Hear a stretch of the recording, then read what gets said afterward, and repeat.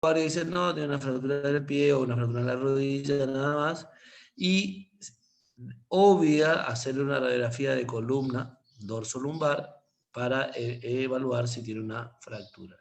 Muchas veces se van a sorprender que con una caída de altura o una fractura de calcáneo, muchas veces encontramos una lesión asociada que hay que ir a buscarla, que es la fractura por compresión de columna lumbar y que es muy frecuente. Los deportes siempre se acuerdan del rugby, el paciente, el hooker que está en el medio del scrum, que tiene la cabeza trabada en el scrum con los otros compañeros y lo contrario. Generalmente pueden producirse lesiones de médula alta, lesiones cervicales altas y son lesiones graves y potencialmente mortales y potencialmente de dejar una lesión, una secuela muy grave que es la cuadriparesia o cuadriplegia.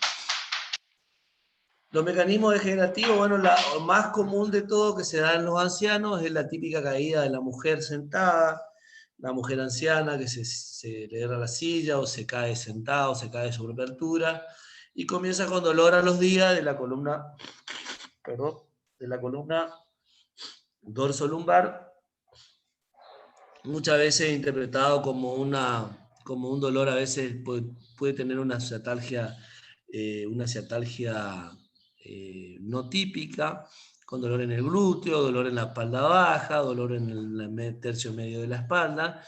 Muchas veces se asocia a otros padecimientos, pero con el antecedente de caída, la edad, ya tenemos que sospechar, ante todo, lo primero que hay que sospechar es una fractura de columna, y lo que tenemos que hacer es hacer una radiografía en todos los pacientes que sufren caídas, son ancianos, una radiografía de columna dorso-lumbar para descartar una fractura por acuñamiento, que es muy frecuente y muy frecuente de error de diagnóstico, porque los médicos de cabecera de los pacientes ancianos o los médicos clínicos generalmente la tratan a esto como un dolor de espalda, con un analgésico, y que es el tratamiento igual, pero no hacen el diagnóstico al no hacer una radiografía. Entonces, siempre que hay un anciano con una caída, antecedente de caída, de su altura o caída sentado, pensar en una fractura acuñamiento por una debilidad en la masa ósea o la estructura ósea del cuerpo vertebral,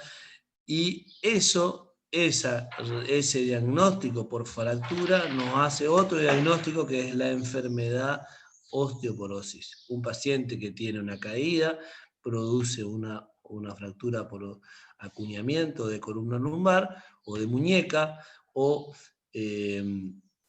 está diagnosticándose una osteoporosis. ¿Estamos?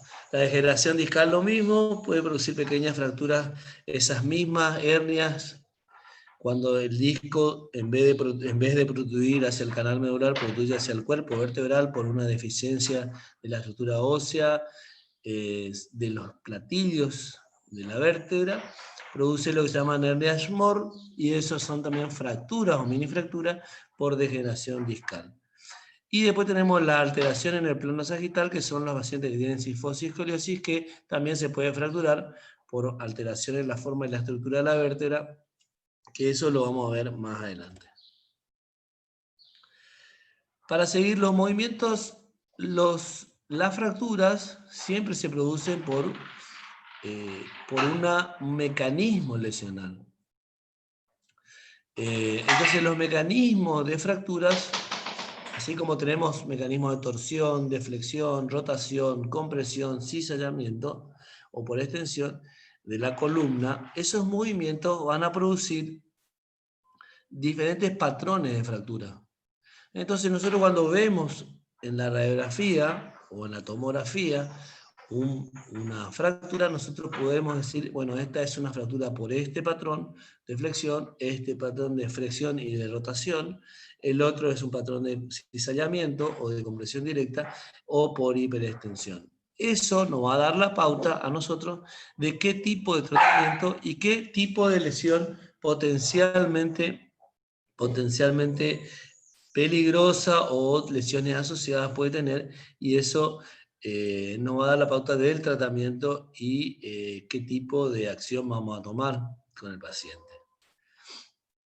La flexión es el mecanismo más frecuente, es la caída que produce una compresión perpendicularmente desde arriba hacia abajo. La flexión y rotación es la misma asociada a la rotación, que le da una fuerza al sentido oblicuo más hiperflexión. Hiperflexión sería una flexión mucho más forzada de la columna.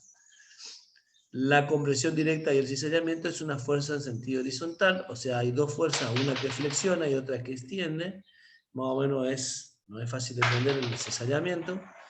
Y por hiperextensión, que sería la fuerza de extensión, que sería el movimiento contrario a la flexión del tronco, sino la extensión. Es como que se tira hacia atrás la espalda, con el tronco fijo.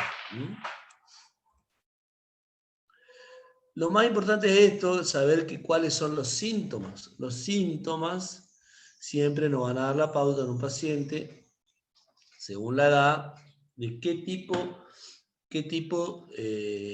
de dolor o qué tipo de síntoma tiene. Nosotros vamos a ver la altura, más o menos qué sospechar, qué tipo de fractura sospechar, a qué altura, qué nivel. Acuérdense que la columna vertebral tiene varios segmentos, después vamos a ver la anatomía, desde la columna cervical, la columna dorsal, la columna lumbar, la columna sacrocoxígea, y eso depende del lugar donde tenga el síntoma, va a tener diferentes tipos de dolor. Si es más cervical, a veces uno puede tener contractura, tortícolis, que es la contractura de los músculos esternocleidomastoides con inclinación de la cabeza hacia un lado. Si es más dorsal, vamos a tener un dolor a veces sordo en el medio de la espalda, como un síntoma de compresión, como un síntoma doloroso e inespecífico, que el paciente no sabe referir bien, que está en el medio de la espalda, que le duele cuando se mueve, que camina, que le duele todo el tiempo. Ese dolor sordo a veces puede tener una irritación de alguna de los nervios intercostales, puede producir dolor a nivel de la mama, a nivel del medio del abdomen, como un dolor referido.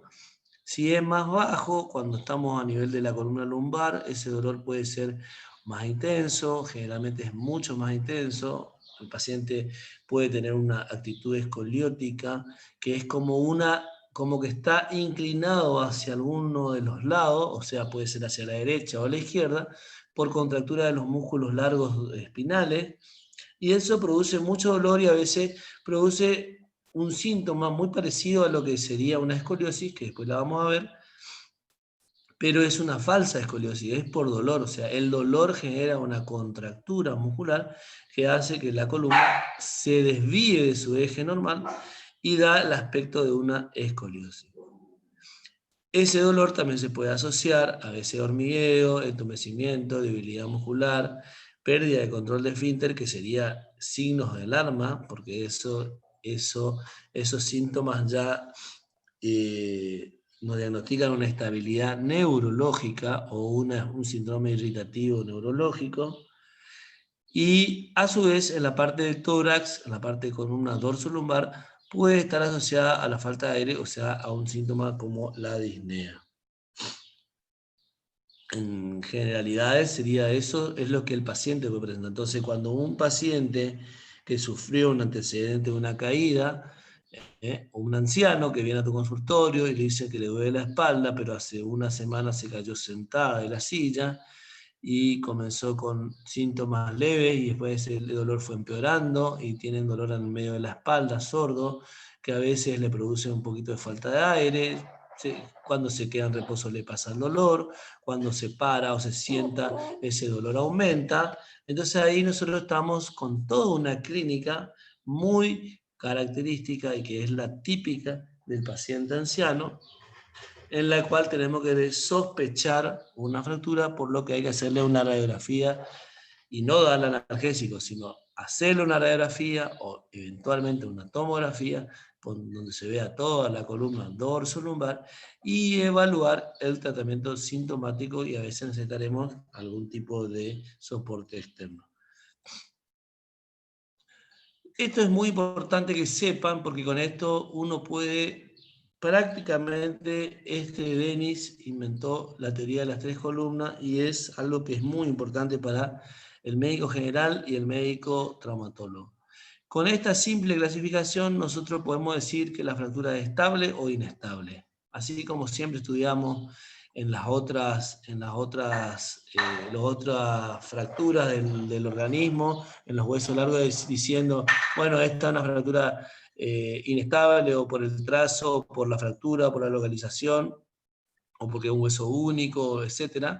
Eso nosotros lo que tenemos que diagnosticar es la estabilidad de la fractura, porque si es una fractura estable no se hace nada, se le da tratamiento sintomático, a veces un soporte externo, y si es una fractura inestable, muchas veces podemos requerir cirugía.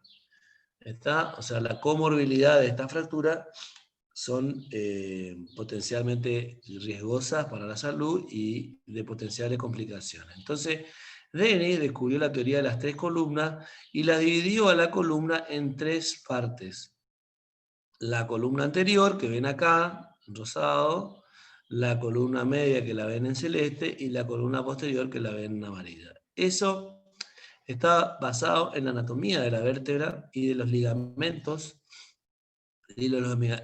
vertebrales. Entonces, por delante tenemos la columna anterior, donde está incluido el ligamento vertebral común anterior, que lo marco acá con el puntero, la mitad anterior del cuerpo, la mitad anterior del anillo fibroso del disco y el medio del núcleo pulposo, que sería acá, esto es el disco intervertebral, un corte sagital.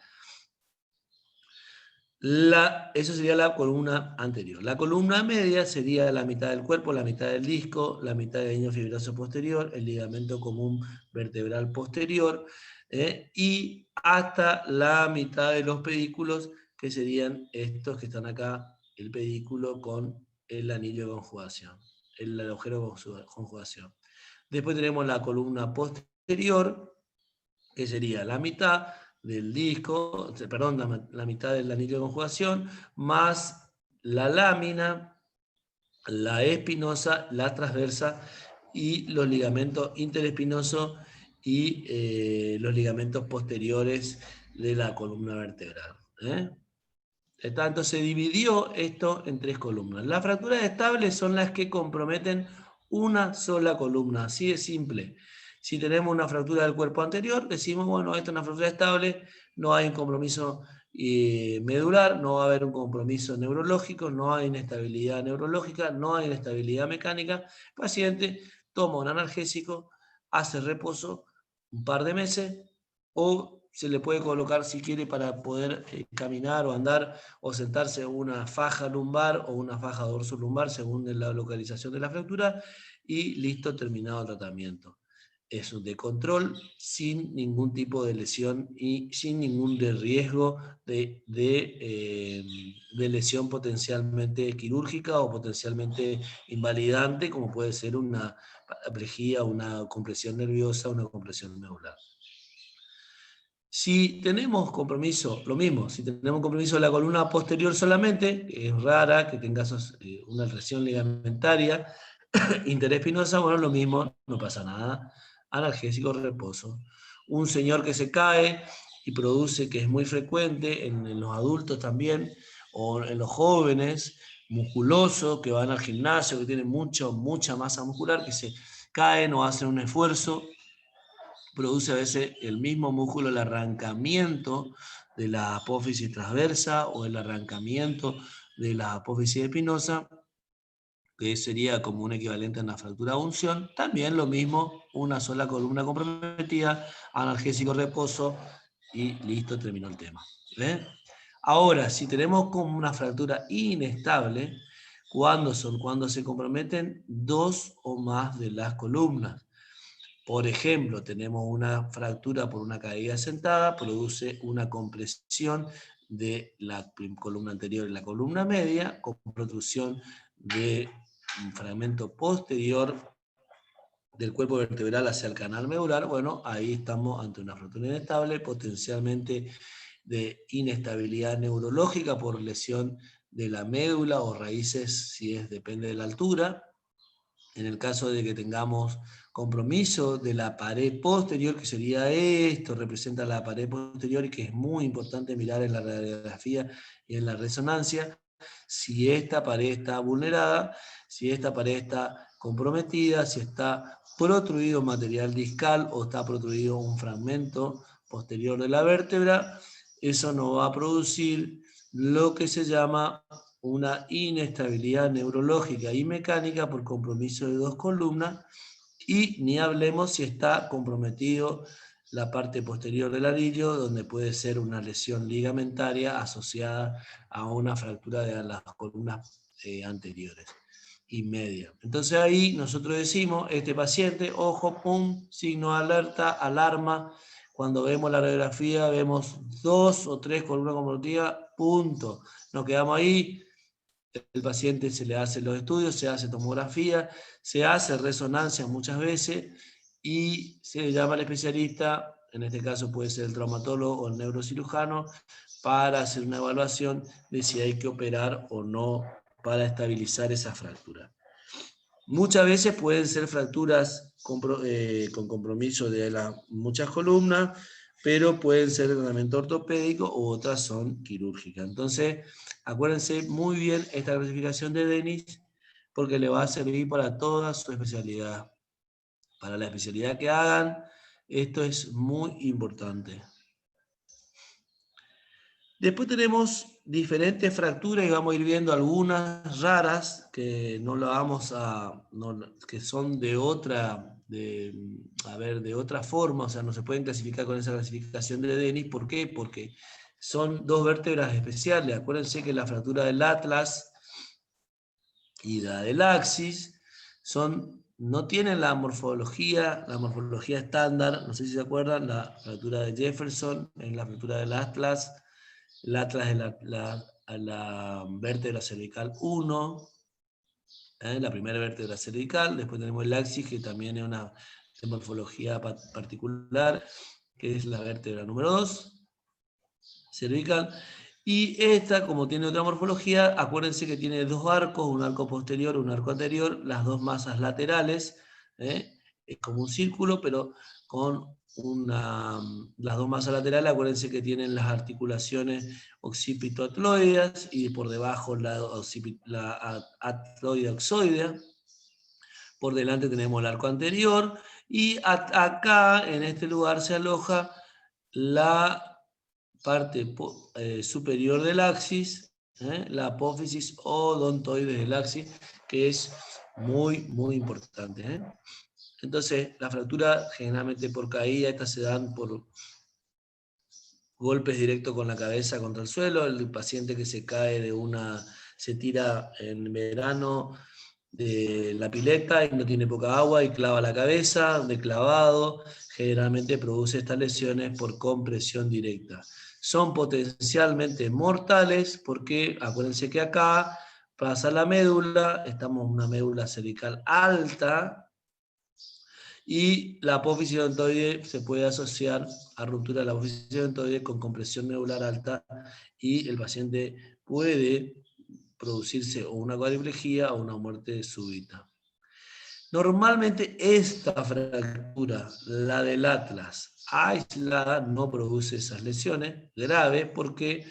Porque lo que hace es, por compresión, y a veces si produce la ruptura del arco posterior o del arco anterior, aumenta el espacio medular, aumenta el espacio donde se aloja la médula y generalmente se diagnostica con tomografía. Ahora que hay tomografía en todos lados, antes era difícil hacer una tomografía, pero se ve perfectamente con la tomografía guiada y también se puede hacer el diagnóstico con una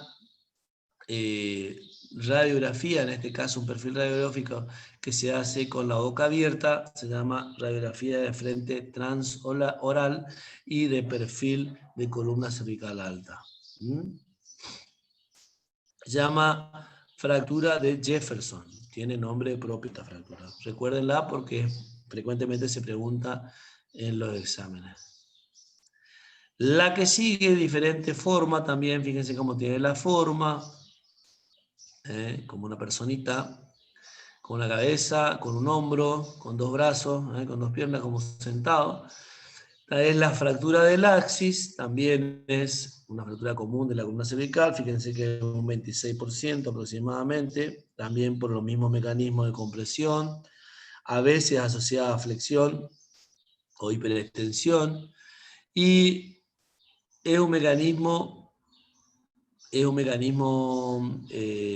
una extensión y rotación también puede ser asociada, pero fíjense, esto sería la masa lateral del axis con las apófisis articulares, acá se articularía el atlas, entonces acá tenemos el atlas y acá la cabeza, y fíjense lo importante, hay tres tipos de fracturas, si está en el ápice, la apófisis odontoide, si está en la parte media, si está en la parte inferior, y es importante, se dan los chicos, acuérdense de esto, que puede producir lesión neurológica grave, porque estamos arriba, donde tenemos médula, y puede producir lesiones potencialmente mortales. No solo ya inestabilidad neurológica, sino potencialmente mortales.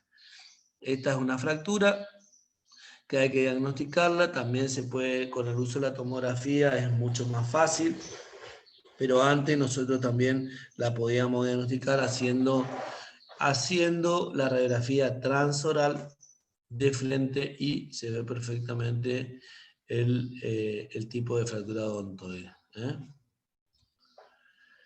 Después tenemos la otra fractura que se llama la fractura del ahorcado, que es del arco vertebral, dice acá, pero es de la región entre el cuerpo y la parte posterior del axis, la pars interarticular, a través de la pars interarticular, y eso se llama espondilolistesis traumática o fractura del ahorcado, y es una fractura que, como dice su nombre, la fractura del ahorcado es la luxación de C2 y fractura de los pedículos que produce la muerte generalmente en los pacientes que se cuelgan de la cabeza.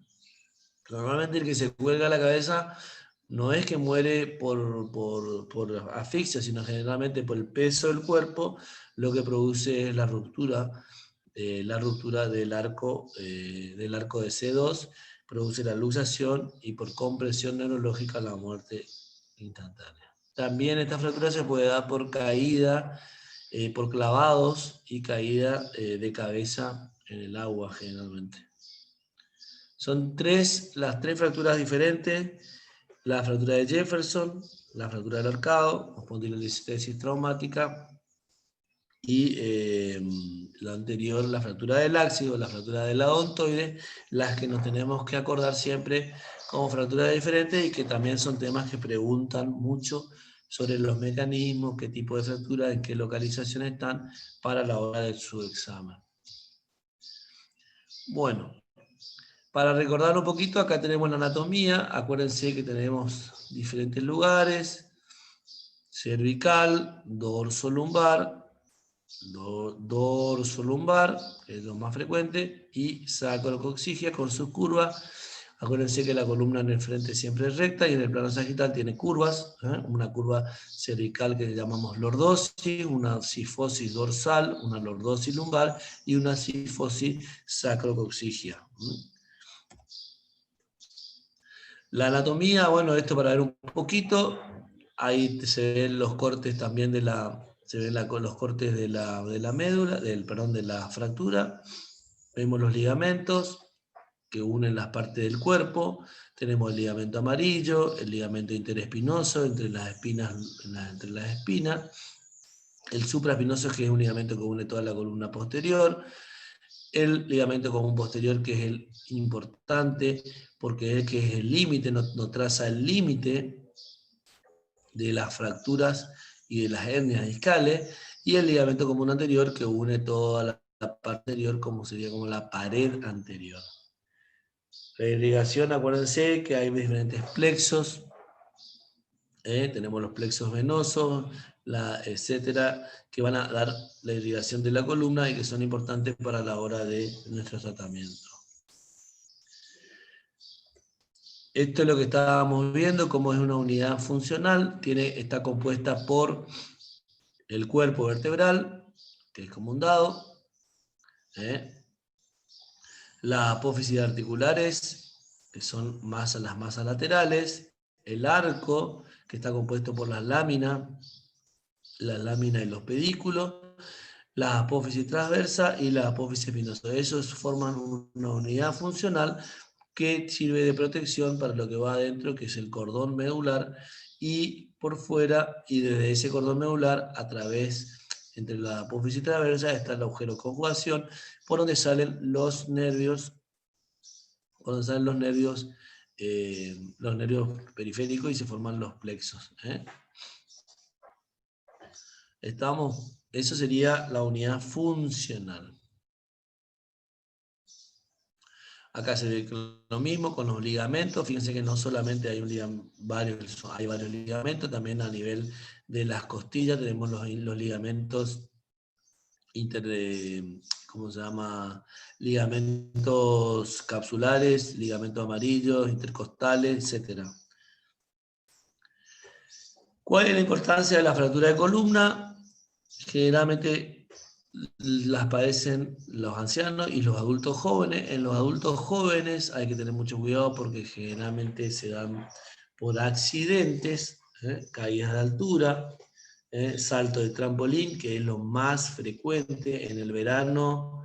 En el verano siempre tenemos 1, 2 o 3, a veces un poquito más, depende de la temporada, de chicos, adultos jóvenes, de su edad, que se tiran para demostrarse en la pileta, se tiran un clavado, hacen un salto mortal o lo que sea para adelante, para atrás, y caen de cabeza, y muchos de ellos terminan con una lesión severa de columna y con secuelas graves. Entonces, acuérdense de esto como antecedente ante un paciente que sufre una caída o un clavado o un golpe directo sobre su columna, los diagnósticos que tenemos que hacer. Las lesiones por arma de fuego son infrecuentes, pero pueden producir también lesiones potencialmente mortales. Asociada siempre, lo que les decía yo, tienen lesiones múltiples. Acuérdense en los accidentes de tránsito, la columna es una unidad fuerte, una unidad tiene la función de protección del canal medular y de la médula y de las raíces nerviosas, por lo tanto es una estructura muy fuerte, tiene función también de sostener el cuerpo, el eje corporal, y acuérdense que adelante y atrás tenemos los grandes vasos, por delante, y hay órganos grandes, órganos sangrantes, órganos importantes como riñones, hígado, vaso, páncreas, y eso, corazón, pulmones, o sea, el eje corporal, eso, si la fractura llegó a ese lugar, es potencial de tener lesiones asociadas nerviosa, de órganos huecos, y eso es potencialmente tanto para el paciente como una potencia mortal, como una inestabilidad mecánica o neurológica. Entonces, acuérdense siempre de sospechar lesiones asociadas. Nunca digan es una fractura de columna sola sin descartar otras lesiones. Uno en 50 en 1 millón de personas por año aproximadamente, seguramente son estadísticas de Estados Unidos. Las lesiones, los lesionados de columna, generalmente los parapléjicos o los cuadriplégicos, fíjense, la mortalidad al año tiene un 90% de mortalidad. El costo que representa en la caída de la productividad por un país de los lesionados es altísima. Nosotros no tenemos estadísticas, así que nosotros, con la cantidad de accidentes de tránsito que tenemos en nuestro país, creo que podemos tener el triple de este monto. Es muy alto, y aparte nosotros no tenemos una estructura de rehabilitación tan importante como para cubrir la cantidad de lesionados por año que dejan los accidentes de tránsito. Es un costo alto. El tratamiento es muy largo y elevado, a veces de por vida. Y el traumatismo raquicervical, acuérdense, raquimedular cervical, es el más frecuente y el que deja secuelas más graves también. El diagnóstico, acuérdense, un diagnóstico clínico, fundamentalmente es sospechar la lesión. Si uno no sospecha la lesión no va a estar. Lo importante es sospechar la lesión, lo que le expliqué yo, el típico caso, una caída, antecedente de caída, un posterior dolor, a veces inestabilidad o irradiación a los miembros, o irradiación al abdomen, o dolor difícil, que no es un dolor típico de víscera hueca, eso ya nos hace la sospecha y hay que diagnosticarlo. Primero la sospecha. Segundo, radiografía, un par de radiografías, no se le niega a nadie, es algo que es fácil, barato, accesible, está en todos lados, tenemos en todos los sanatorios, en todos los hospitales de cualquier clínica, de cualquier lugar en todo el mundo, en el lugar más chiquito del país, el pueblo más chiquito, tenemos un equipo de rayos. Entonces, la radiografía fundamental no se le niega a nadie. Ya si necesitamos ver un poco más, ahí fíjense en esa foto, se ve una radiografía y fíjense la diferencia ya. Se ve este cuerpo vertebral, está cuadradito, bien la forma de dado, su forma, el espacio intersomático, o sea, donde está el disco, se ve igual, se ve bien en su forma, elíptico, respeta el espacio, el borde posterior de la vértebra, es un dado, pero acá, ojo, vemos algo diferente. Acá ya no vemos la vértebra, el espacio intersomático entre los dos cuerpos vertebrales de la misma manera, vemos una forma irregular del disco, cambia el eje de la columna, ya no se respeta el borde anterior, ya no se respeta el borde posterior, hay como una incurvación del borde posterior y una incurvación del borde anterior. Entonces ya sospechamos que hay algo raro en la radiografía de perfil. Ya ahí vamos a iniciar un esquema de tratamiento o un esquema de pesquisa de lesión ya con otro estudio.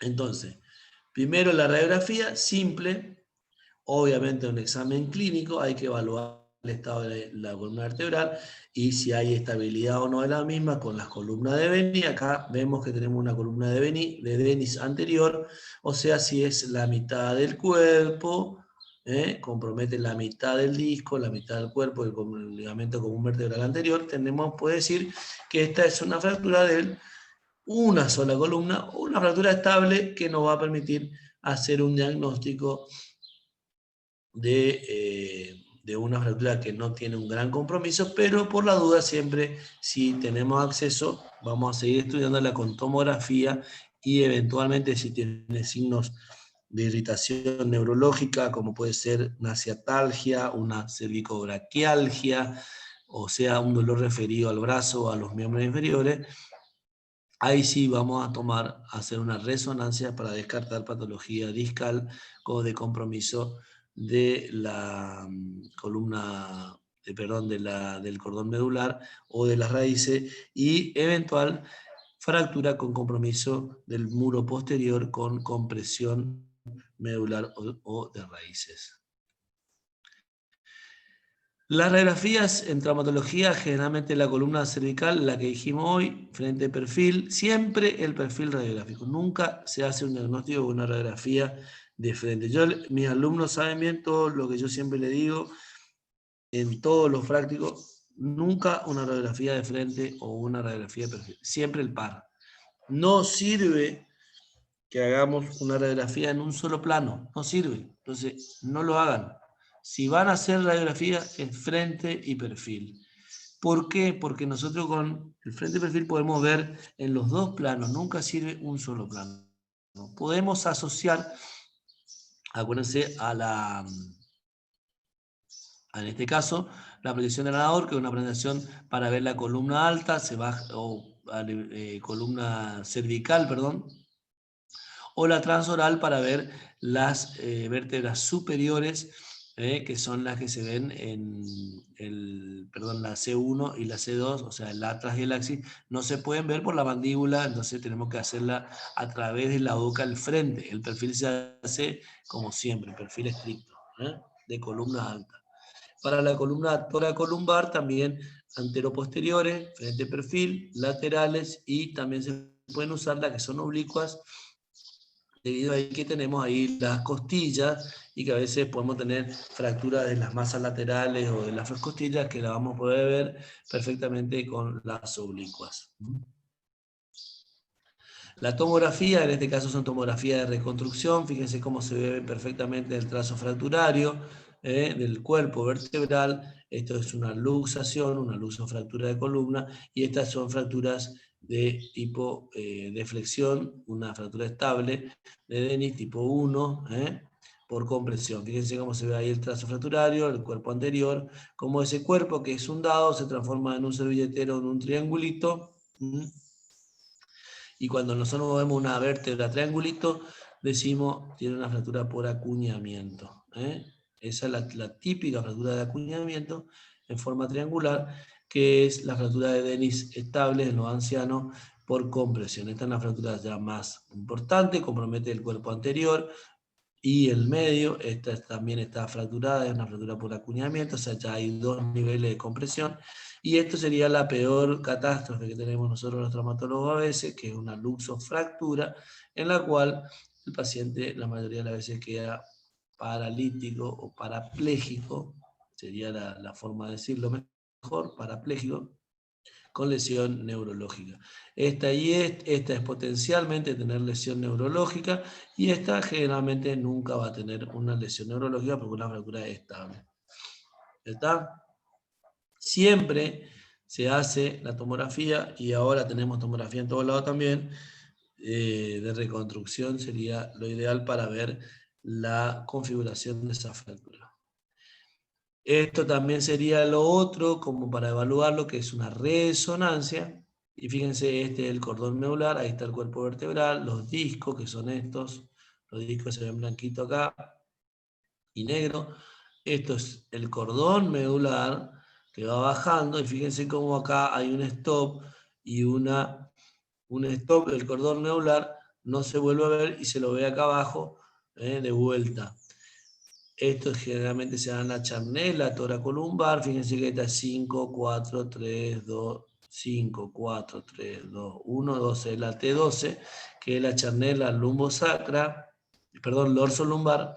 Charnela es el lugar donde cambia la disposición de la columna, pasa de la torácica a la lumbar. Generalmente el típico lugar de lesión neurológica y con paraplegia en las lesiones de columna vertebral. Se da mucho esta lesión en los pacientes que sufren accidentes de tránsito con el cinturón de seguridad, el que está abajo, solamente la tira de abajo, la tira pelviana y no la tira cruzada, y produce este tipo de lesiones con compromiso por hiperflexión de la columna en el accidente y compromiso del cordón medular con una secuela grave que es la paraplegia traumática. Esto es una luxofractura.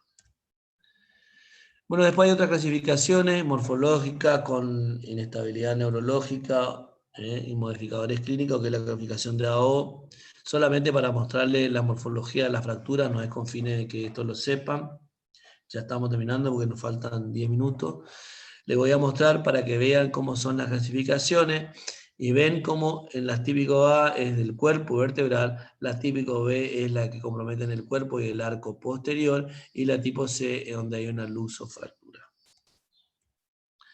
Estas son fracturas estables, fractura de la apófisis espinosa, fractura de la apófisis transversa o fractura alguna de la apófisis espinosa. Esas son fracturas que no van a tener ningún tipo de trauma ni ningún tipo de problema. Solamente con reposo. Acá se ve una fractura de la apófisis transversa en una fractura de columna. ¿Ven? Acá está la apófisis transversa de la columna lumbar.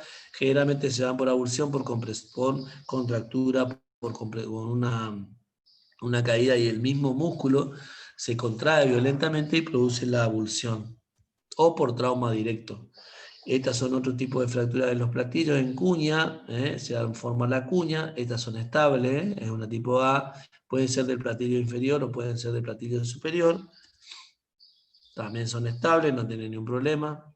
¿Ven? Acá se ve un tipo en la punta del cuerno anterior, se ven ahí. Estas ya son una 2 del cuerpo en la parte media, ya estaríamos en una inestabilidad mecánica, dependiendo de si comprometen o no el muro. Esta no es estable, perdón, son estables, no compromete el muro posterior. Esta es una fractura tipo 2, puede ser así, según si se ve en sagital o en axial. Y esta sí ya un estadio completo, una A3, donde hay compromiso de dos columnas, porque si dividimos por la mitad, tenemos la columna anterior y la columna media comprometida, y a veces si hay partes del cuerpo del cuerpo vertebral que se van hacia atrás, producen la compresión del cordón medular y violan el muro posterior de la vértebra. Tenemos una fractura inestable con inestabilidad de dos tipos, tanto mecánica como neurológica, y eso da la pauta de que tenemos que hacer un tratamiento quirúrgico. Fíjense acá, tenemos una fractura de dos columnas con compromiso del muro posterior. Este fragmento se fue para atrás, acá viene la médula o las raíces, o sea que una fractura potencialmente inestable, donde va a haber que muchas veces operar a este paciente y fijar ese fragmento. Lo mismo, compromiso de dos columnas o tres columnas, en este caso fíjense una fractura del cuerpo más el arco posterior, o sea tenemos las tres columnas comprometidas en una fractura inestable donde hay un estallido completo de la vértebra y pierde su función mecánica, por lo tanto puede ser potencialmente riesgoso de inestabilidad neurológica y puede producir una lesión potencial de la médula o de las raíces con lesiones graves para el paciente.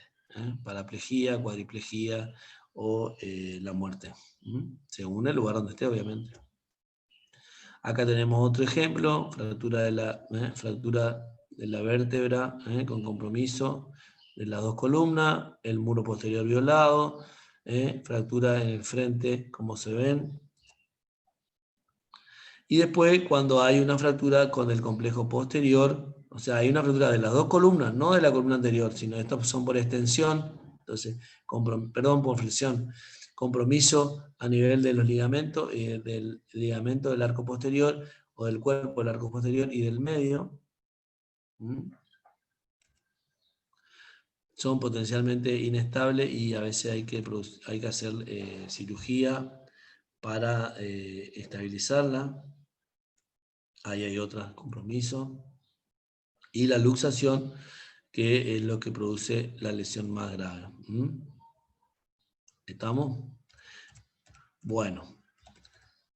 ¿Cómo se estabiliza? Normalmente el tratamiento no quirúrgico en los pacientes que tienen fracturas estables, si es toracolumbar, se fijan el segmento proximal y el distal, entonces se ponen estos corsés, corsé de Jewett, corsé de cruciforme, corsé toracolumbar, TLCO.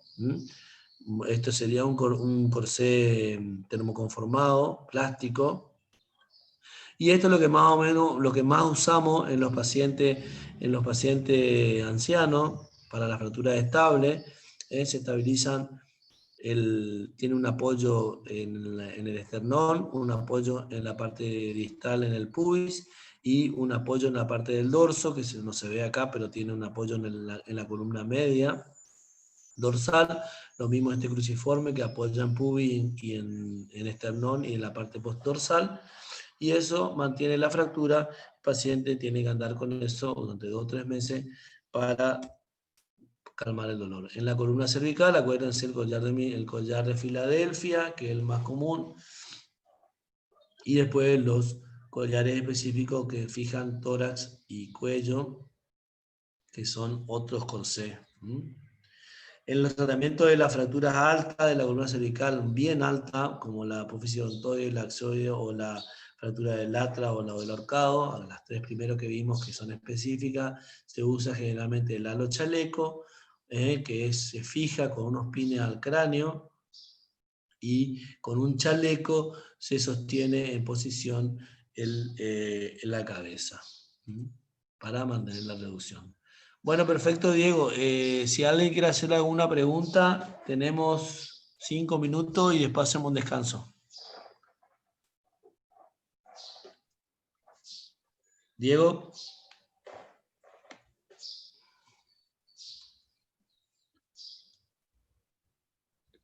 creo que ella nos habilitó para hacerle preguntas. Buenas, Doc. Diego tuvo problema con internet y tuvo que salir. Bueno, perfecto. ¿Alguna pregunta, algo quieren hacer? Buen día, Doc. ¿Eh? Le pregunto, vio Sí. que en cuanto a traumatismos cervicales, en un paciente que tenga, ¿no es cierto?, una fractura que sea inestable, va a poder valerse por su cuenta, supongamos, después de la caída para levantarse, y si sería pauta para hacer uso de collarino o de maniobra de sujeción para que no mueva las cervicales, ¿cómo tendríamos que proceder? Cuando entra la guardia, decís vos. Claro, sí, o si nosotros vimos que se cae y tenemos que, inmovilizarle inmediatamente o esperamos a ver si él puede moverse, puede girar la cabeza al solo. No, siempre usted tiene que hacer la maniobra de evaluación en el accidente. Acuérdense siempre los parámetros no me acuerdo cómo se llama la técnica de reanimación en el lugar. Hay que ver, primero lo que uno tiene que evaluar es que el paciente tiene que quedar inmóvil. Hasta que uno diagnostique, no hay que moverlo. Entonces hay que tratar de fijar el cuello, hay que fijar la cabeza. Si uno no tiene ponerlo en una tabla rígida, o sea, lo primero, si vos no tenés, suponete, vos estás en una quinta, el paciente cae de cabeza, pega contra el fondo de la pileta o en el río, se clava de cabeza, uno lo saca al paciente del agua, obviamente, lo acuesta, lo pone en una superficie dura, una mesa o un algo duro, una madera, una puerta, lo que tenga a mano, una camilla dura, vienen como la camilla de traslado que tienen las ambulancias, que es una camilla multiperforada dura, lo apoya el paciente, le hace la evaluación preliminar, se fija que la vía aérea esté indemne, que el paciente respire bien. Si el paciente tiene síntomas neurológicos, no hay que moverlo, hay que dejarlo inmóvil, estabilizar la cabeza con algo para que no se mueva, estabilizar el cuello con un collar. Si no tenemos un collar, podemos fabricar un collar blando con ropa, con algo que se fije el cuello, siempre sin, obviamente, comprometer la vía aérea, porque el paciente tiene que llegar al sitio de derivación. Siempre estabilizarlo, fijarlo, y hay que derivarlo de forma inmediata. Lo ideal es que obviamente, uno cuando es médico puede movilizar al paciente, pero no cualquier persona puede movilizar al paciente en forma brusca, porque si uno lo trae a ese paciente que se clavó de cabeza en el auto, sentado, muy probablemente le puede producir la lesión cervical que puede ser irreversible. Uno se cae, se rompe, se cae de cabeza, hace un clavado, tiene una lesión, tiene un compromiso neurológico, siente una electricidad en las piernas, se le adormecen las piernas o se le adormecen los brazos, y después pasa. Pero si uno no pesquisa que ese paciente puede tener una lesión cervical con una inestabilidad neurológica, uno muy probablemente cometa el error de movilizarlo y ese paciente puede después en forma secundaria sufrir una lesión medular a veces permanente. Entonces uno tiene que estabilizar al paciente, ponerle una camilla dura, en algo rígido, ponerle un collar cervical y estabilizar la cabeza, y recién ahí puede moverse el paciente. Siempre ese es el parámetro de tratamiento en la emergencia. Y después derivarlo a un centro de alta complejidad o de complejidad mínima para hacer una radiografía y un control. ¿Está? ¿Está Perfecto, entendido? gracias. Gracias. Perfecto. Bueno, descansamos. Son las 8:01 hasta las 8:10. 8:10 largamos el segundo.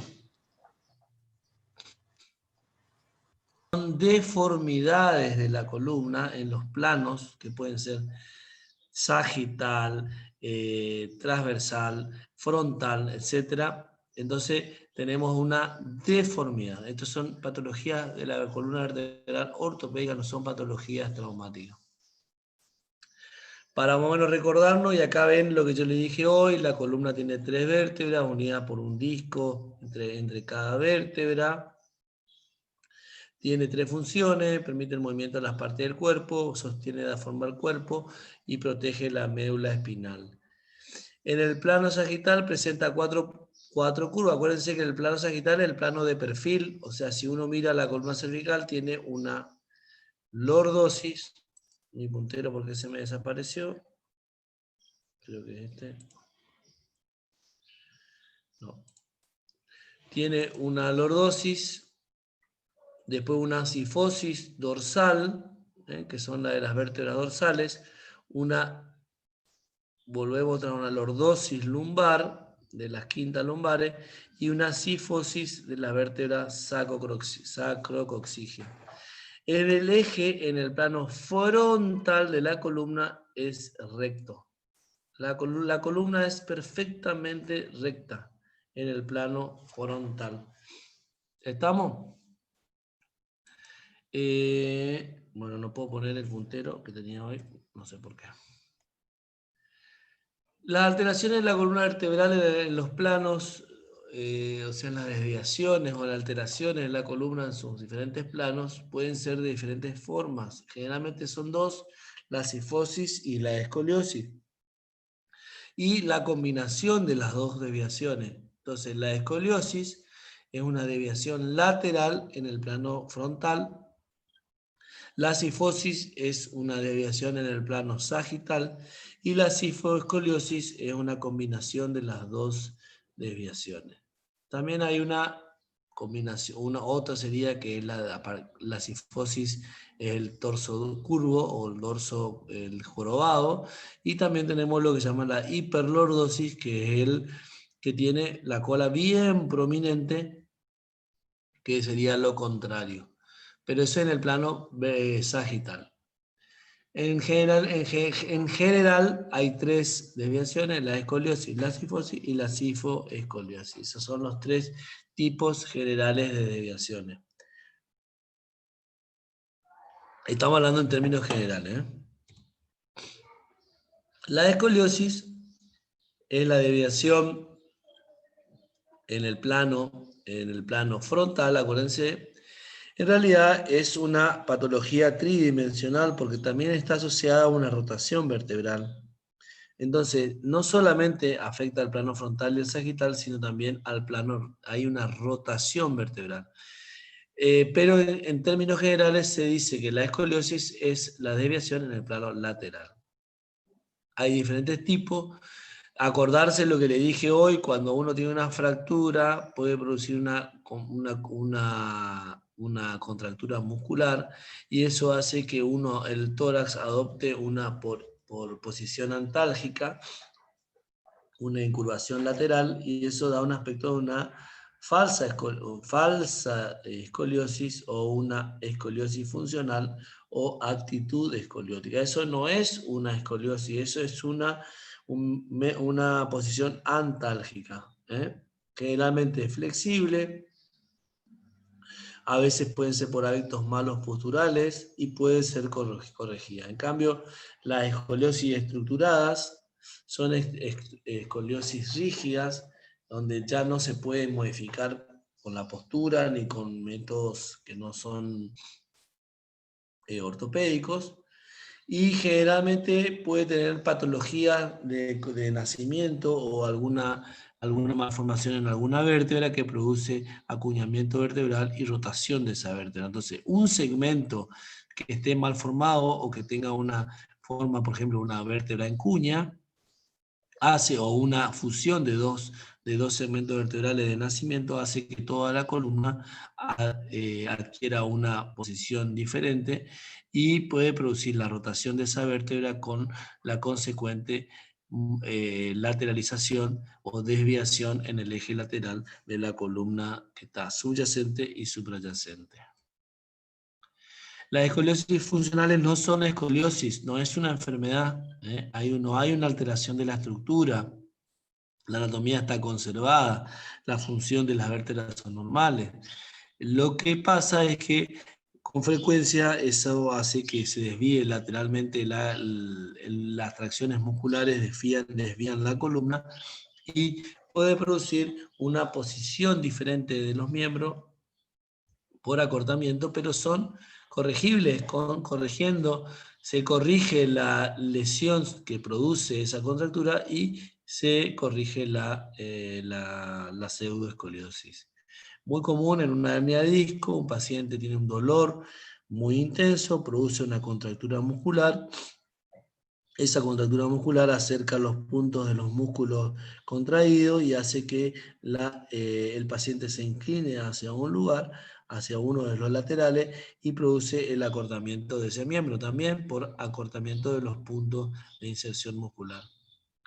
Las curvas pueden ser corregidas, corrigiendo la causa que la produce. Esa simetría es la típica que te dice, no, tiene una pierna más corta que el otro, pero en realidad es por una posición altálgica o por una mala posición, una mala postura. Eso se corrige y se corrige la desviación lateral y se corrige la falsa escoliosis. ¿Está? Entonces ahí sí tenemos que tratar la noxa que produce esa posición antálgica. Puede ser una hernia de disco, puede ser icteria, puede ser mala postura, generalmente en las chicas a veces que tienen mamas grandes, que tienen vergüenza, adoptan una postura del tronco flexionado y eso produce una pseudo deformidad. No es algo real. Las escoliosis estructurales son las verdaderas escoliosis y en las que en la columna hay una alteración anatómica.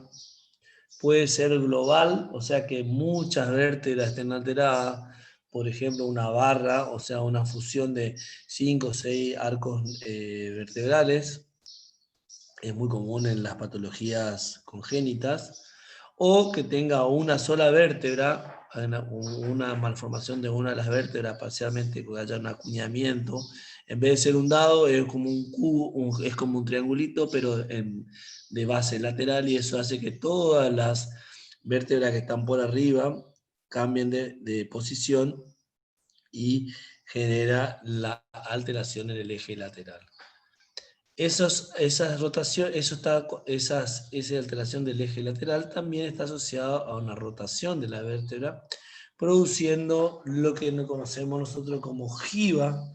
Ya vamos a ver los dibujitos, que es el diagnóstico más común. La madre, cuando le vean a la hija que se va a cambiar cuando tiene 12 años, o se va a la playa, cuando le ponen la malla, generalmente son nenas, en edad prepuber o puber, se ponen la malla y se ve cuando se agachan como una jiba costal en el dorso de la espalda que está asociado a la rotación vertebral. Acuérdense que las costillas están insertadas en las vértebras torácicas y que si hay una alteración en el eje, esas costillas van a rotar acompañando la rotación vertebral y van a producir una alteración en la forma de la cavidad torácica, la estructura de la jaula torácica, y va a producir lo que se llaman las jibas, o la jiba es lo del jorobado, como decíamos nosotros antes, el jorobado de Notre Dame, acuérdense.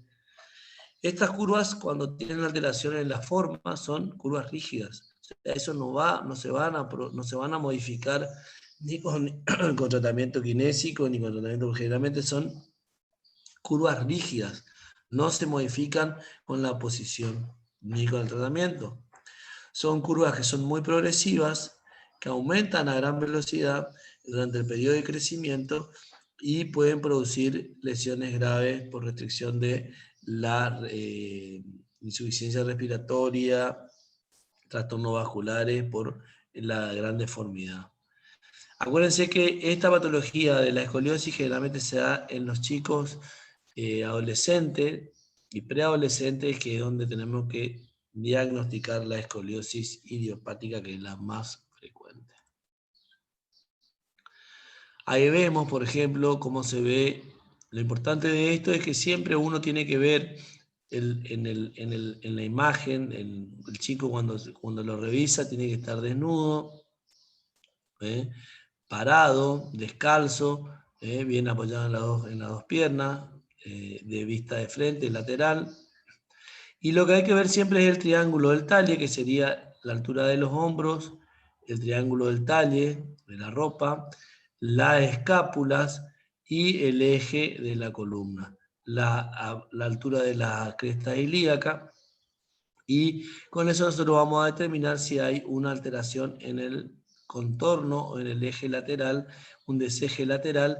Por ejemplo, acá hay una vértebra, hay una escápula que está más salida, vemos como hay una ligera curva en algo que tiene que ser recto, vemos la altura de los hombros igual y de las crestas. Entonces, cuando hacemos la radiografía nos encontramos con esto.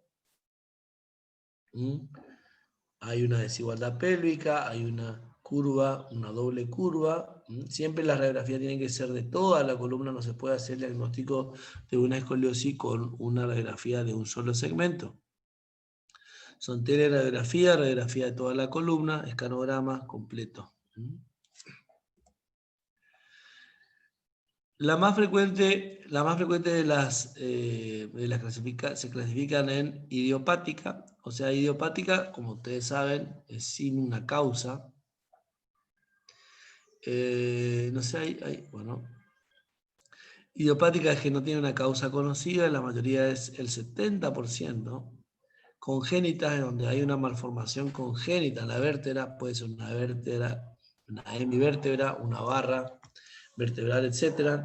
Y las enfermedades neuromusculares, que son también congénitas o genéticas, que producen escoliosis. Pero ya son enfermedades, esas son una escoliosis secundaria a la enfermedad.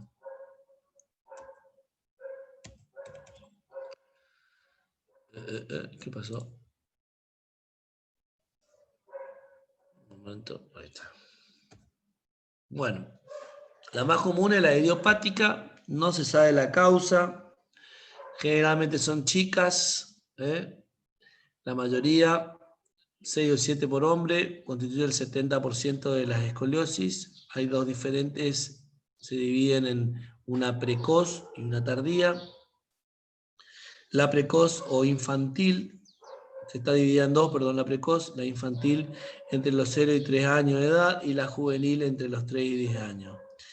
La infantil está asociada, no se sabe la causa, pero generalmente cuando es tan pequeño los chicos, generalmente asociado a alguna malformación o alguna enfermedad que hay que descartar.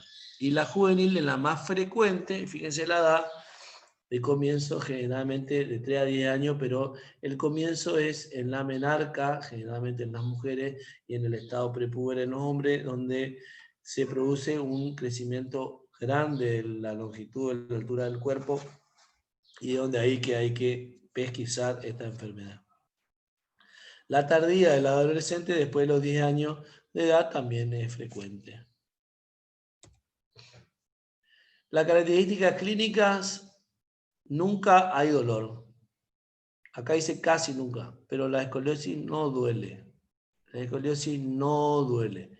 Si duele es otra cosa. Si duele hay que pesquisar tumores, hay que pesquisar enfermedades neurológicas y generalmente lesiones de la médula o lesiones asociadas o lesiones neurológicas que no tienen nada que ver con la escoliosis idiopática. O sea, es muy raro que una escoliosis duela.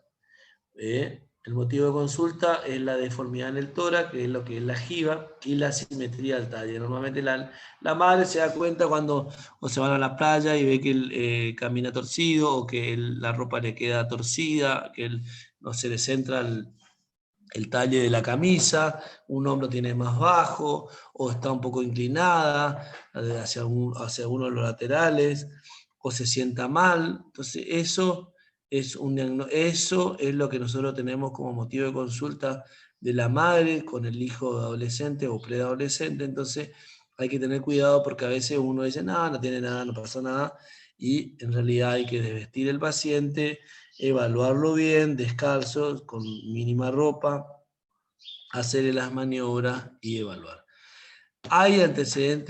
Si hay antecedentes de historia de escoliosis en la familia, también es un importante antecedente, hay que descartar que el hijo o hija tenga.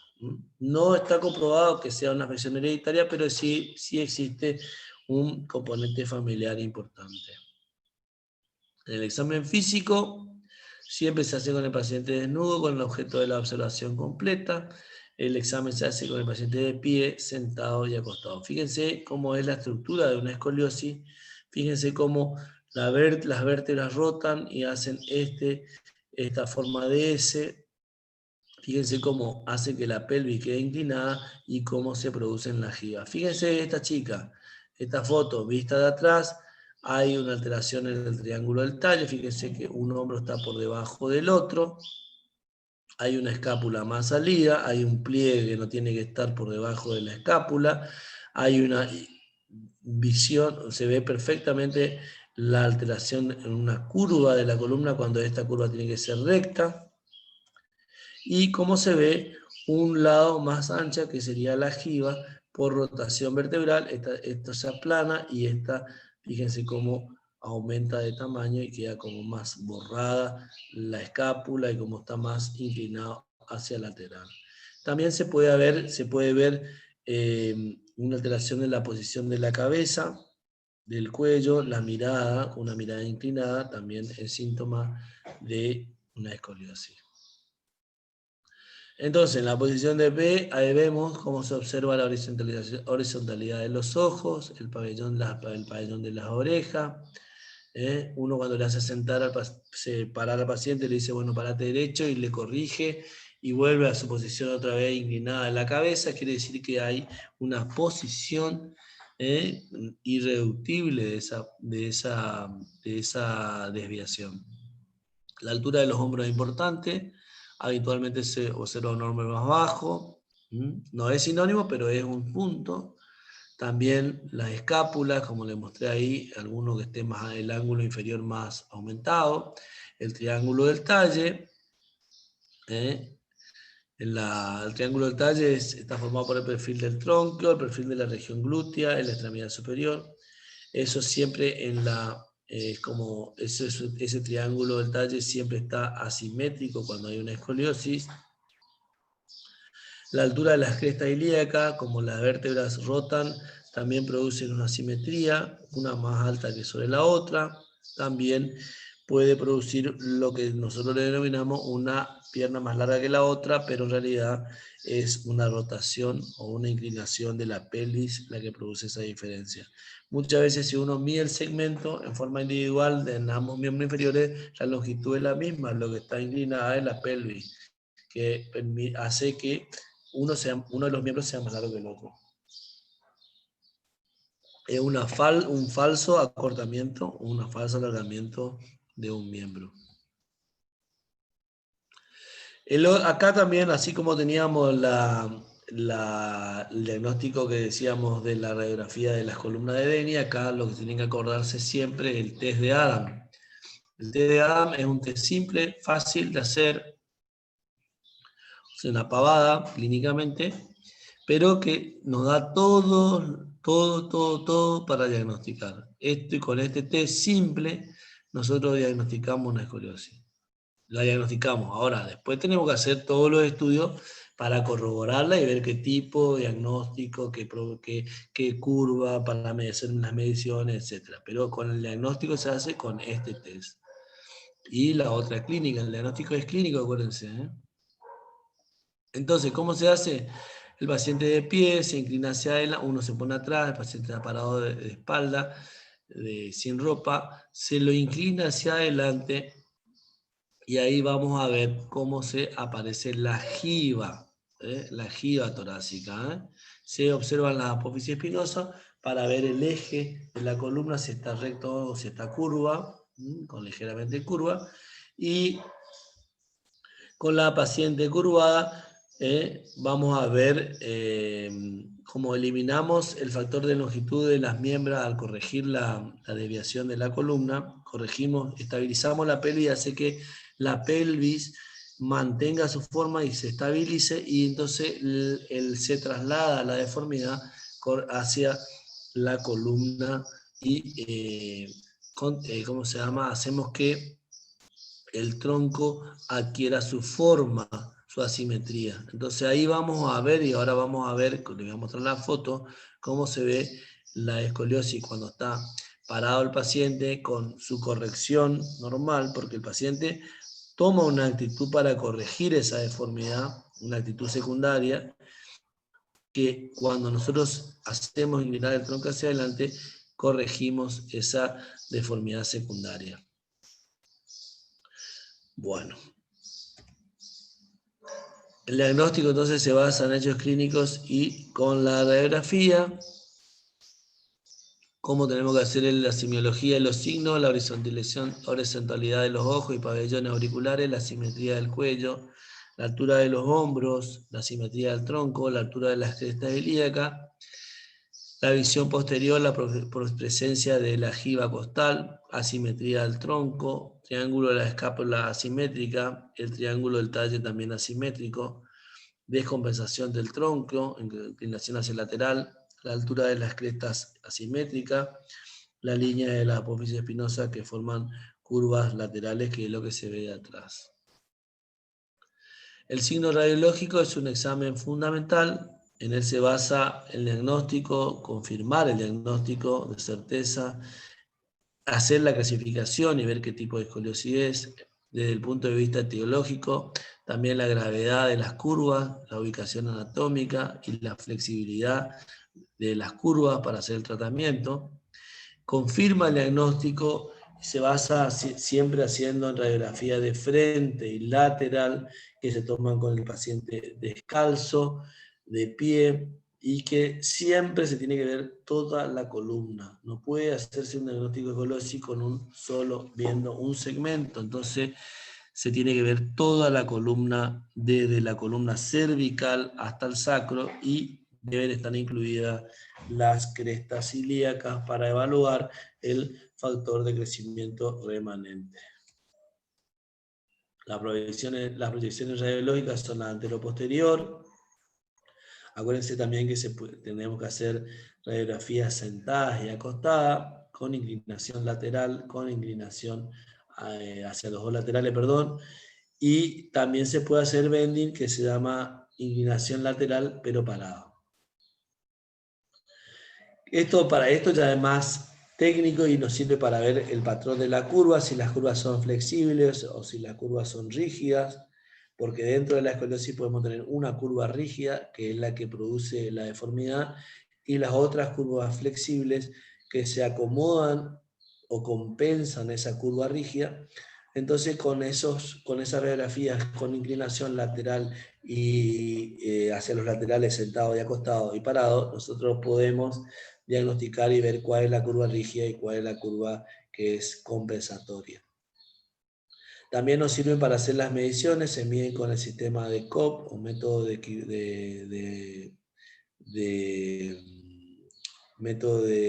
medición de curvas en grados de Cobb, que ya es un método bastante complejo para explicarlo, no vale la pena explicar eso. Y también tienen que estar incluidas las curvas, las crestas ilíacas, para evaluar la maduración ósea, que es esto que está acá abajo, que se llama signo de Risser. El signo de Risser se basa en el crecimiento del cartílago de crecimiento de las crestas ilíacas, y esas crestas ilíacas nos van a determinar si el paciente tiene un crecimiento potencial remanente, si ya ha finalizado su crecimiento o si le queda muy poco de crecimiento, porque depende de eso nosotros vamos a utilizar métodos de estabilización de esa curva para evitar la progresión. O sea, eso nos va a determinar el tratamiento a seguir. Entonces, el método de Risser es la osificación de la apófisis en la cresta. Se inicia de adelante hacia atrás, o sea que cuando está completa todo el crecimiento, la parte posterior superior es la más completa. Hay 5 tipos. Bueno, cuando está fusionado en la apófisis el quinto grado, que es la fusión completa de la ala ilíaca, nosotros decimos que el paciente ha terminado su crecimiento, o sea que la curva ya no va a progresar. Nosotros decimos, si tenemos un Risser 5, nosotros sabemos que esa curva no va a progresar más, esa curva ya terminó de crecer.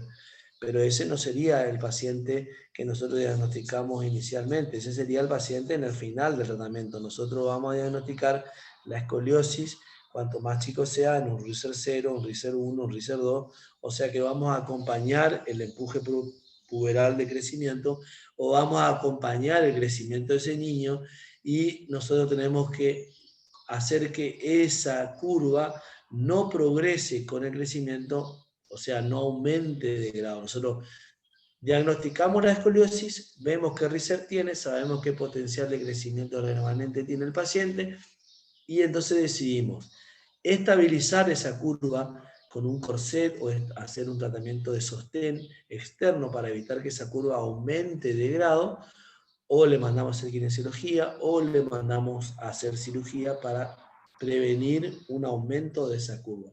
Cuanto más cerca del 0, el 1, el 2, nosotros diagnosticamos la escoliosis, mejor es el pronóstico porque el crecimiento no está finalizado. Entonces nosotros podemos actuar sobre esa curva y hacer que disminuya de su grado, o por lo menos se mantenga en el grado que ya está a la hora del diagnóstico. La escoliosis congénita es la más compleja aún porque es menor, son chicos más chiquitos, es una consecuencia de una alteración congénita, una hemivértebra, una falta en la segmentación, un efecto en la formación de la vértebra. Y esta escoliosis son las más graves, producen alteraciones graves, producen rotaciones vertebrales, producen crecimiento anormal o incluso exagerado de los segmentos compensatorios, y eso hace que la vértebra, al tener una alteración en la forma, genere una descompensación del resto de la columna sana. La mayoría de las vértebras de estas escoliosis son quirúrgicas. También pueden producir lesiones medulares asociadas, y por eso esta generalmente pueden tener compromiso neurológico, pueden tener otras alteraciones respiratorias, vasculares, y son quirúrgicas. Estas son las que tienen curvas muy graves generalmente. La escoliosis paralítica o escoliosis neuromusculares también son enfermedades ya congénitas, son enfermedades donde hay una enfermedad y hay como una afectación de la columna, que o sea, es una enfermedad neuromuscular con escoliosis. No es lo mismo una escoliosis sin enfermedad a una enfermedad que genera escoliosis, y generalmente son graves, son chicos menores, hay que usar corsé, hay que hacer a veces cirugía.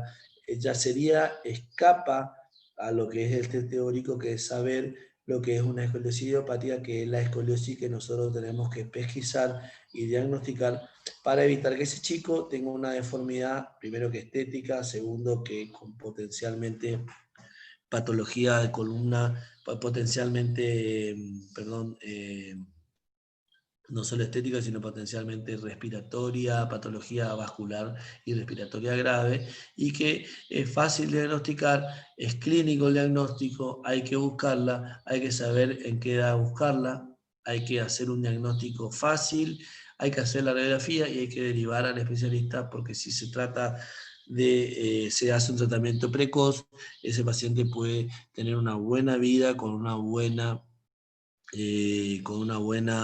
tratamiento, y a veces la mayoría de los tratamientos no son invasivos.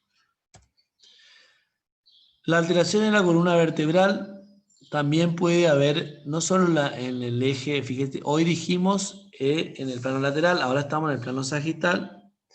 Tenemos la hiperlordosis, que es el aumento de la lordosis, normalmente a nivel del segmento lumbar o cervical, y la hipercifosis, que es el aumento a nivel dorsal.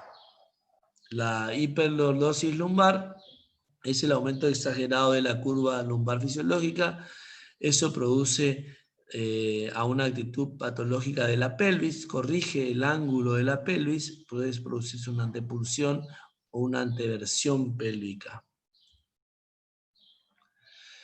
Esta escoliosis idiopática constituye el 80% de todas las escoliosis atendida en los consultorios. En la población infantil hay un 2% aproximadamente de casos.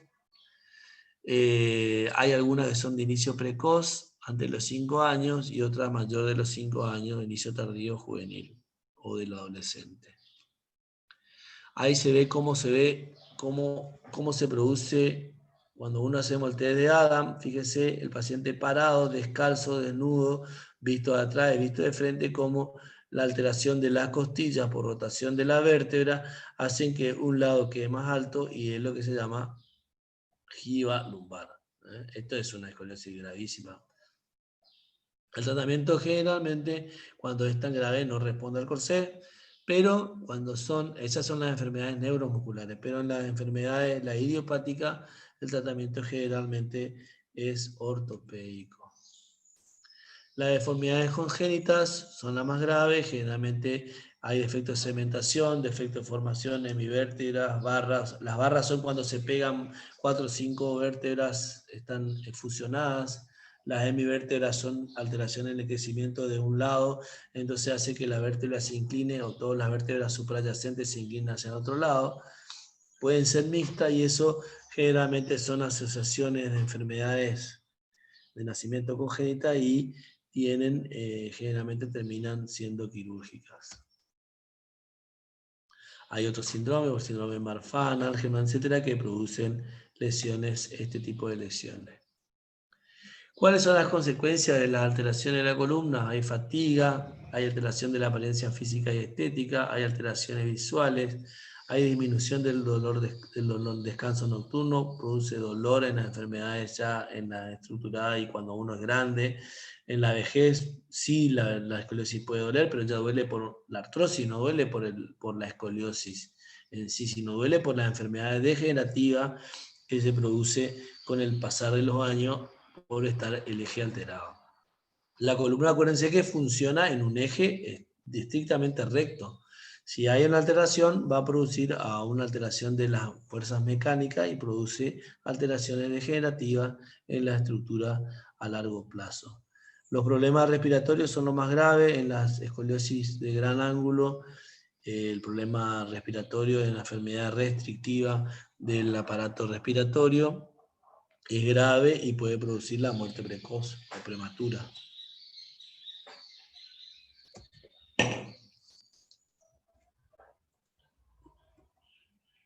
Se me adelantó uno. El modelo de la génesis, hay factores biológicos, malformaciones congénitas de la forma, ya dijimos. Hay otras enfermedades, por ejemplo la TBC, que produce alteraciones a nivel de la columna. Hay herencia familiar también, en las familias que tienen escoliosis idiopática.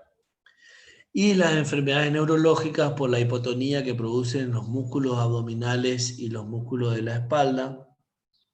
Esa hipotonía produce alteración de la forma porque un músculo vence al otro y entonces genera la deformidad. Los factores de riesgo conductual, tenemos la mala postura, la chica que tiene una hipercifosis dorsal porque tiene una mama más grande o porque tiene mucha vergüenza por el crecimiento cuando está en la etapa puberal, entonces toma la posición de estar sentada con la cabeza hacia abajo, mirando hacia el piso y con los hombros cerrados. Eso produce una mala postura y generalmente aumenta la cifosis. Se corrige obviamente con kinesiología y con tratamiento de la postura global. También la sedestación, la debilitación prolongada y la sobrecarga por peso. También hay situaciones de ansiedad, estrés y la personalidad también son factores de riesgo psicológico que pueden alterar la postura. También lo mismo que dijimos, los factores de riesgo socioambientales, la etapa escolar, por la vergüenza, por la edad escolar, el adolescente, y el mobiliario por la forma no ergonométrica de los asientos escolares. Está ahí, se ve cómo son los planos, el plano coronal, el plano sagital y el plano axial. En esos tres tenemos alterada la estructura de la columna. Ahí fíjense cómo se ve el signo de Adams. Fíjense que no aparenta una escoliosis tan grave, solamente se ve la escápula más alata, más salida, vemos una alteración del eje, vemos el triángulo, cuando hacemos el signo de la plomada, o sea, desde el occipucio hasta el centro, tiene que haber la línea, esa tiene que ser recta y caer en el centro del surco interglúteo, y no acá como acá que cae por fuera. Fíjense cómo se ve en el TDA visto de atrás. Hay otro ejemplo, el triángulo del talle está bien, aparentemente tiene bien el eje corporal, el triángulo del talle, hay una leve asimetría, y fíjense cuando hacemos el TDA cómo aparece la jiba dorsal. Los signos de alarma: rigidez, dolor, desviación hacia un lado del TDA, alteración neurológica, si hay pie cabo, debilidad muscular, si hay reflejos asimétricos o clonus, hablan de una enfermedad neurológica, generalmente el pie cabo, debilidad muscular, puede ser una enfermedad neuromuscular genética o congénita, y los reflejos y la alteración del clonus o la alteración neurológica hablan de que si la escoliosis de gran ángulo puede producir compresión medular o puede producir alteraciones neurológicas. Eso es signo que va a hablar de hacer un tratamiento quirúrgico generalmente. El estudio radiológico, radiografía frente-perfil y laterales para la medición del ángulo de Cobb, los Riser, y ahí tenemos cómo se mide el ángulo de Cobb, pero es bastante complejo, no lo vamos a hacer. El tratamiento generalmente en la escoliosis idiopática leves o que no tienen más ángulo mayor de 25 grados, 15, 20 grados. Se pueden usar los corsés, que son los más utilizados, el corsé de Milwaukee, a veces se usaba más antes, ahora se usa más esto, que son los termoconformados, o TLCO, tórax lumbosacro, ortesis, y el corsé de Boston, que también son los corsés termoconformados. Esto se toma una medida con yeso, se evalúa dónde está la curva, se le coloca al paciente, el paciente tiene que ocupar 24 horas, 23 horas del día. Es lo difícil del tratamiento ortopédico, es el uso de la ortesis. El paciente generalmente se niega a usar todo el día, pero bueno, es un tratamiento que incluye a los padres y al paciente. Esto para ver ya un tratamiento quirúrgico de una escoliosis, cómo se hace la corrección, con barras y tornillos pediculares y ganchos. Y para ver el otro eje en el plano sagital tenemos la cifosis, que en el plano lateral sería, el otro en el plano frontal, este en el plano lateral, o sea en el plano sagital. Si vemos de costado hay una enfermedad que compromete la cifosis dorsal, lo más frecuente, la curva dorsal. No sabemos la causa, pero puede ocurrir a cualquier edad. Más rara durante el nacimiento. En los ancianos, acuérdense que en los ancianos se producen la osteoporosis, produce microfractura de las vértebras superiores y generalmente aumenta la cifosis en la edad anciana, en los ancianos. Y en los chicos generalmente se llama la cifosis adolescente o enfermedad de Scheuermann, que provoca el apretamiento de los varios huesos de la columna vertebral consecutivo en la parte superior del dorsal, y eso produce una cifosis aumentada. O produce lo que llaman una joroba. También en los adultos hay una enfermedad reumática que se llama la espondilolistesis, no me sale ahora el nombre, espondilitis anquilopoyética, que también produce una enfermedad seronegativa, y eso produce la fusión vertebral y produce una cifosis grave que es de origen reumática y que puede producir una gran deformidad.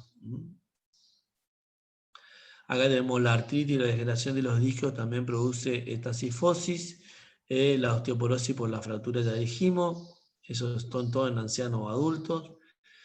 También la espondilolistesis es menos frecuente. Y después tenemos trastornos como la infeccioso, como la tuberculosis, que produce una cifosis por fusión vertebral también. Bueno, la espina bífida, la polio, todas son enfermedades neuromusculares. Esto que produce también dolor, dificultad para respirar en los casos graves, que es por lo que se operan estos pacientes y que es un problema porque produce alteraciones en la caja torácica de la forma y una enfermedad restrictiva pulmonar. También dolor en la espalda, apariencia redondeada de la espalda.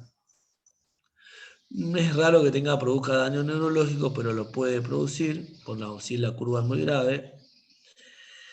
Y se diagnostica con radiografía de columna, prueba de la función pulmonar si la cifosis afecta la respiración o si es muy grave, y resonancia magnética para descartar tumores, infección, acuérdense la tuberculosis o síntomas neurológicos. En esta zona es muy frecuente la tuberculosis y que siempre hay que diagnosticar. El tratamiento depende de la causa. La cifosis requiere tratamiento correctivo si es de temprana edad. La enfermedad de Scheuermann se trata con corsé y fisioterapia. En caso de curvaturas grandes y dolorosas superiores a 60 grados, requieren cirugía. Las fracturas múltiples por osteoporosis es raro que necesiten un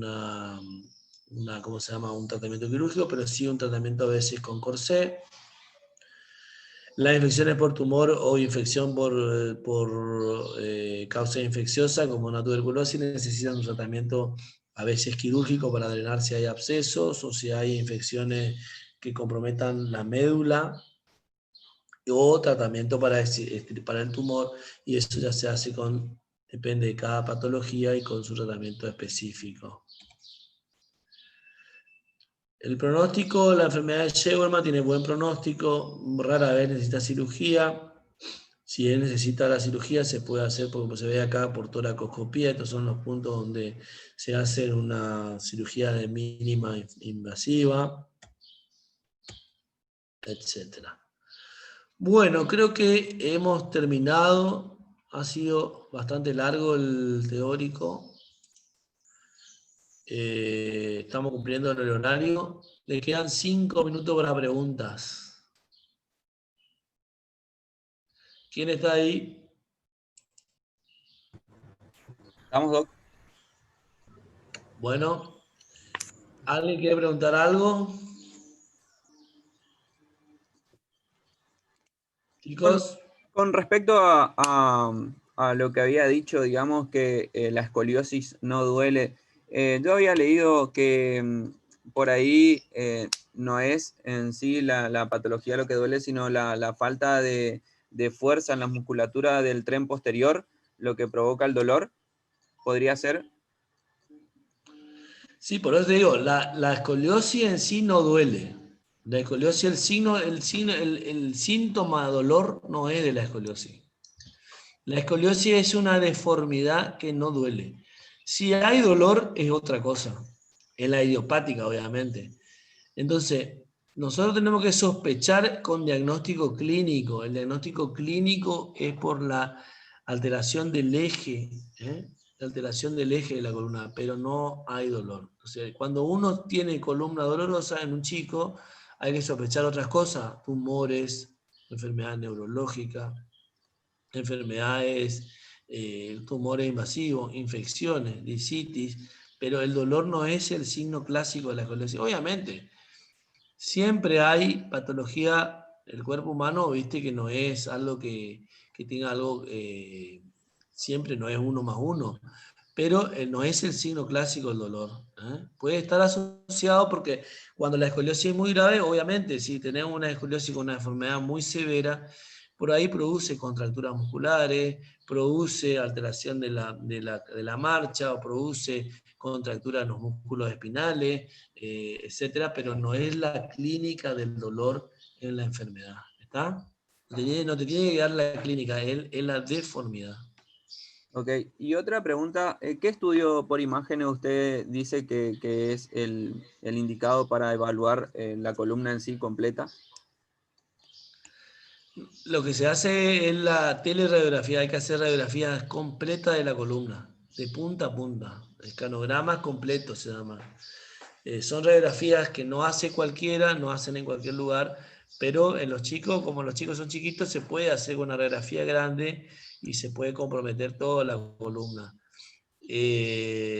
También se pueden usar la tomografía, obviamente, cuando uno tiene ya diagnosticado con la radiografía, después puede utilizar otro método de diagnóstico, puede usar una tomografía con reconstrucción, puede usar la resonancia, es más, se hace resonancia porque hay patologías neurológicas que ya no tenemos que evaluarlas nosotros porque nosotros estamos dando algo básico. Pero, por ejemplo, en todo paciente, niño que uno diagnostica una escoliosis, se hace una resonancia de columna cervical y cerebro para evaluar si no hay por ejemplo, una hernia de las amígdalas cerebrales, que es una enfermedad que produce como consecuencia, pero ya es una patología especial que produce la escoliosis. Entonces, hay diferentes patologías, pero para estudiar una enfermedad neurológica se usan todas. Se puede usar también potencial evocado para ver si hay compromiso neurológico, se puede usar resonancia de toda la columna, se puede usar tomografía de reconstrucción, que son las tomografías volumétricas para ver la deformidad, para estudiarla, para el caso de que haya que operarlo, pero no es lo clásico. Con una radiografía, la clínica y la radiografía, hacemos el diagnóstico, podemos medir y podemos tratarla. O sea, con esa simple cosa como diagnosticarla y hacer una radiografía completa que sea bien sacada, con buena técnica, nosotros podemos medir y con eso podemos controlar perfectamente al paciente sin necesidad de hacer un estudio más avanzado. Así que es una patología que el clínico tiene que sospechar, el pediatra, y no perder tiempo y no esperar y mandarle rápido a la consulta con el traumatólogo especialista en columna. ¿Está? Muchas gracias, Doc. Bueno, perfecto. Entonces estamos terminando. Vamos a cerrar acá y están liberados para sus prácticos.